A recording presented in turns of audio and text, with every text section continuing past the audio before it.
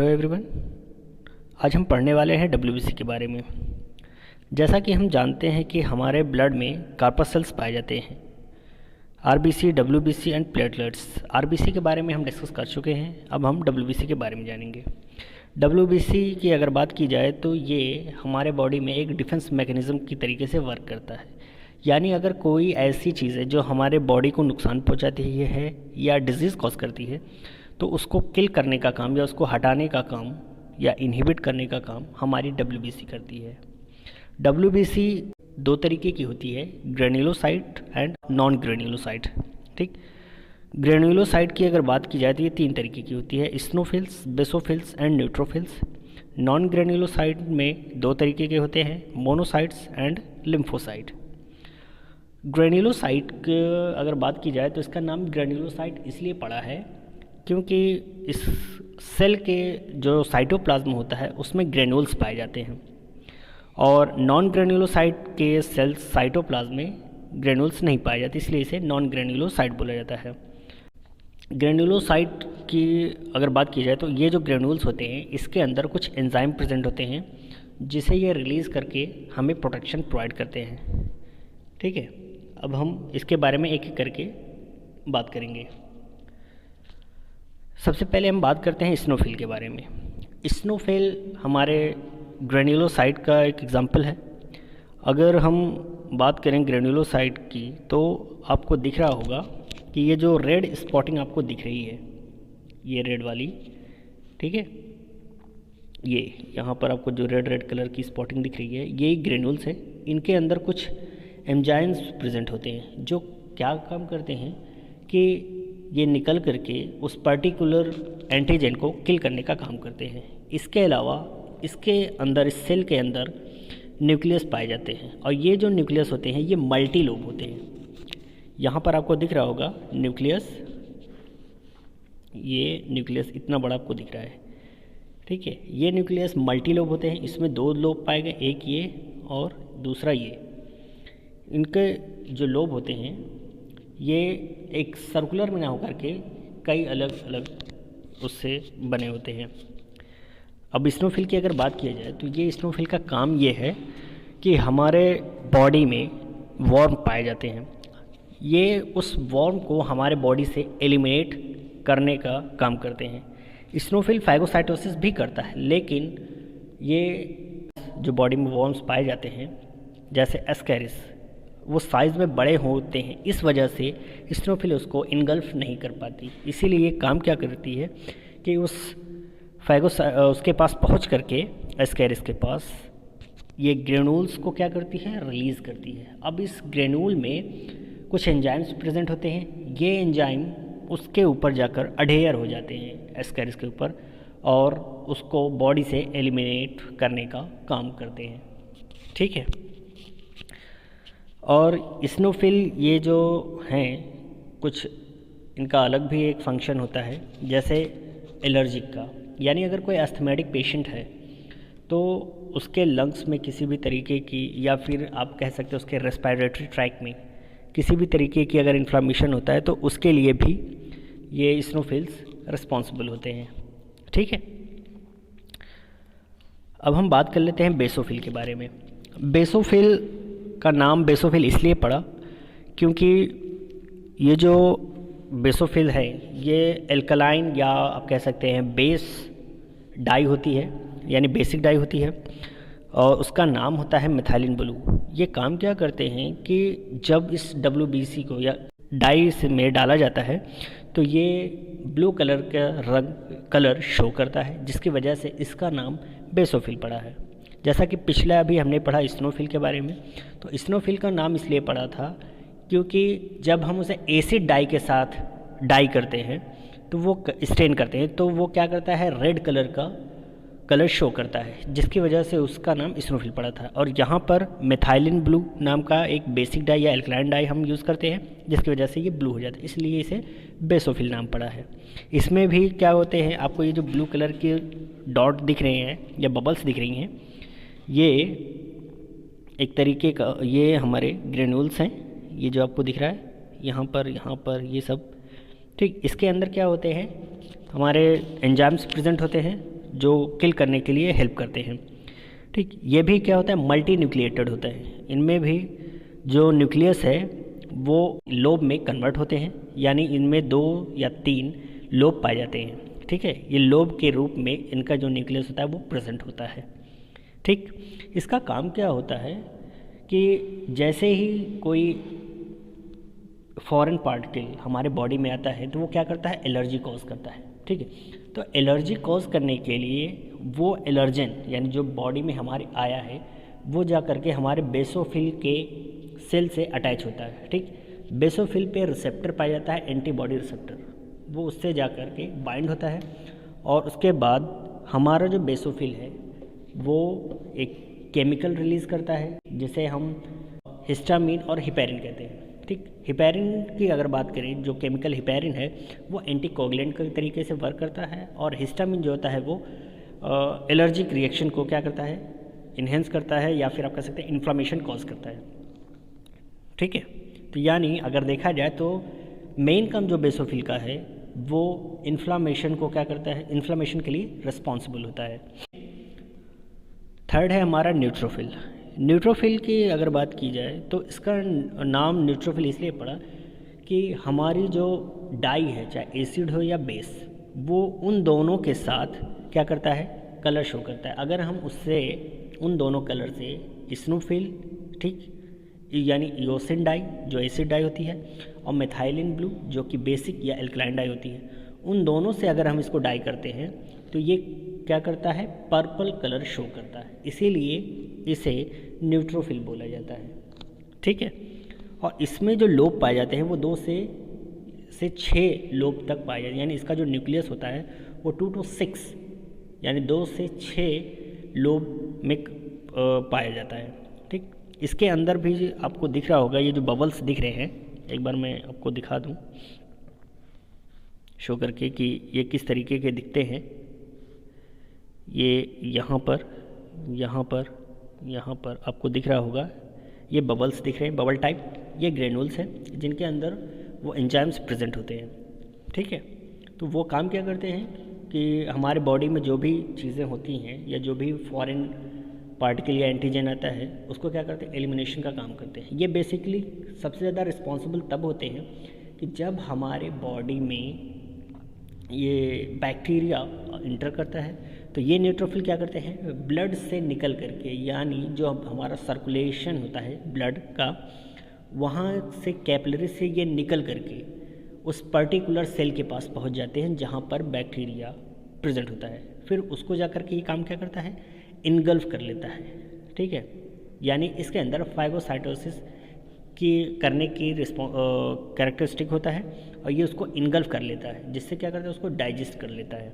ठीक, जैसे ही वो इस बैक्टीरिया को इनगल्फ करता है तो इसके अंदर प्रेजेंट जो आपको बबल्स दिख रहे हैं या जो ग्रेन्यूल्स दिख रहे हैं वो उस एंजाइम को सिक्रेट करना स्टार्ट कर देते हैं, जिससे वो बैक्टीरिया जो होता है वो किल हो जाता है। इसके अलावा कुछ ऐसी सेल्स होती हैं जो डेड हो जाती हैं, तो वो जो डेड सेल होती है उससे एक केमिकल रिलीज़ होता है जिसे साइटोटॉक्सिन्स बोला जाता है।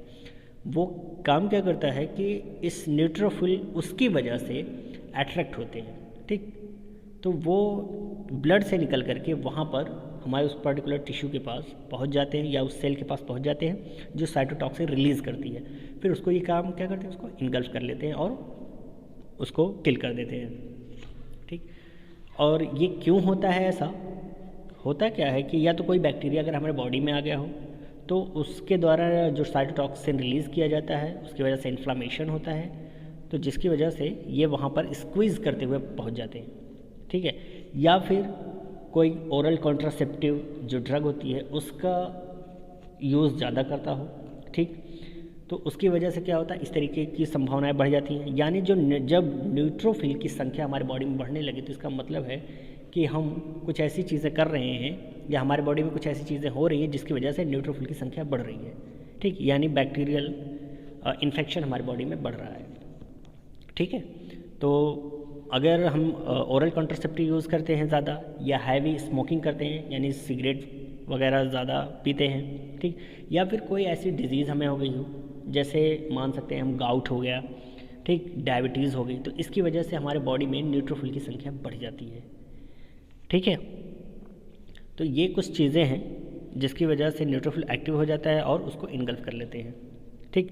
और अगर देखा जाए तो अभी तक हमने जो इस्नोफिल, बेसोफिल या न्यूट्रोफिल, इन तीनों में सबसे ज़्यादा जो पावरफुल होता है या सबसे ज़्यादा एक्टिव वो आपका न्यूट्रोफिल होता है।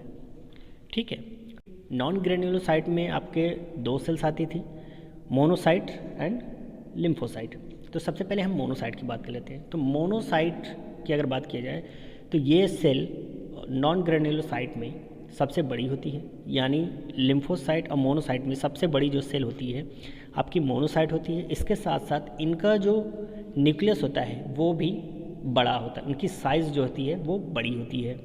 ठीक है, समझ में आ रहा है।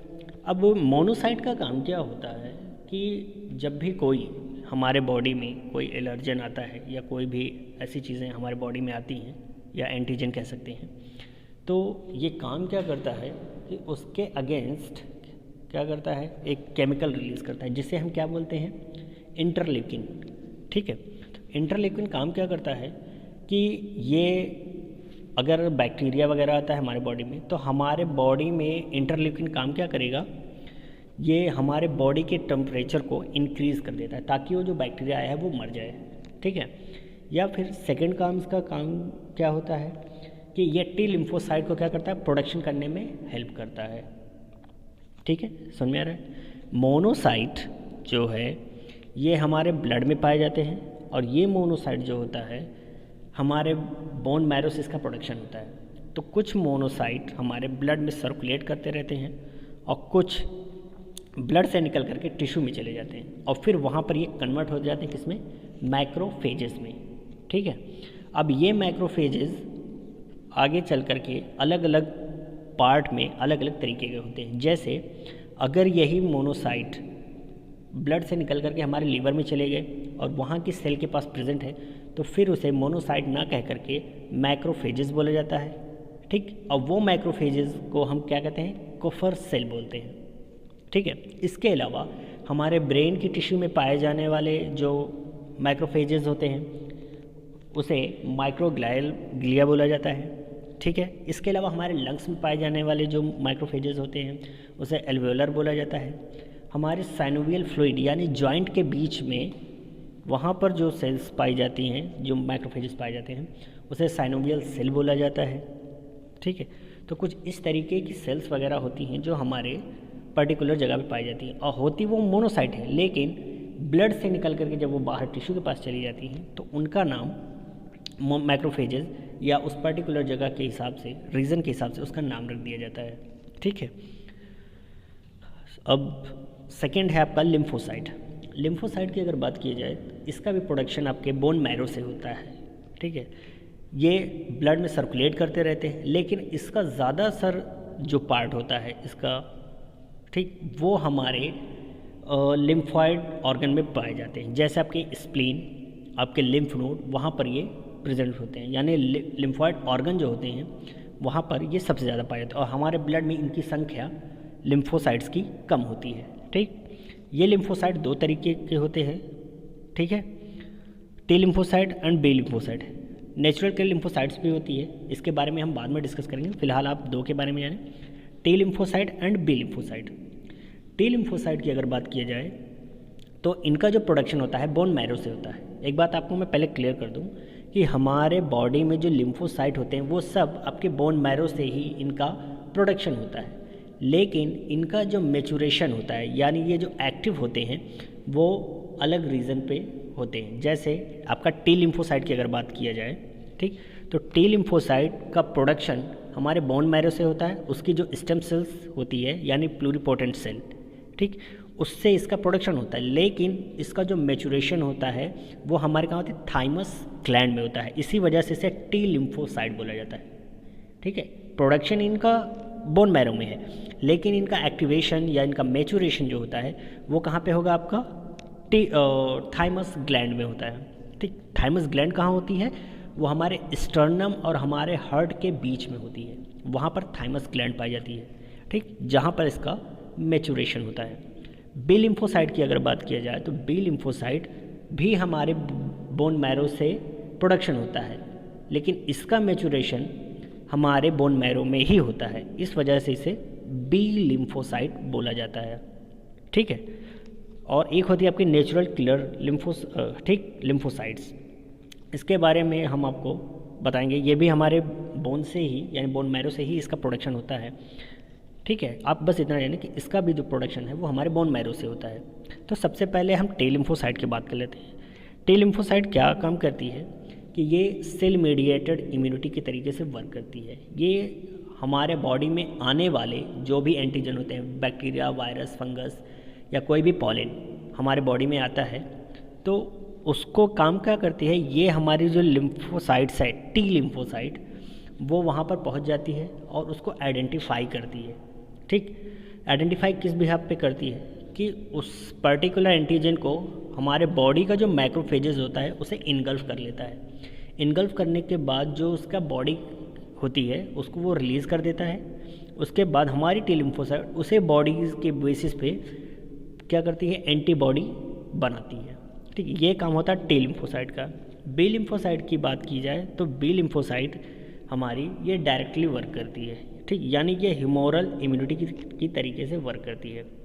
ठीक, ये काम क्या करेगा कि जैसे ही कोई हमारे बॉडी में बैक्टीरिया या वायरस आता है तो ये काम क्या करेगी, उसको आइडेंटिफाई करेगी, फिर उसको किल करने का काम करेगी।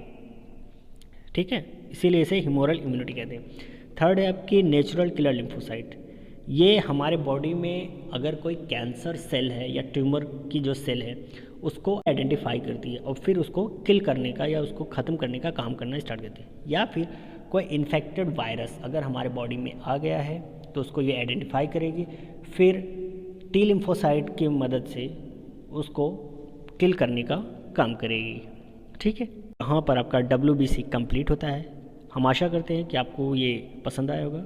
ठीक है, आज के लिए बस इतना ही। Bye bye, thank you.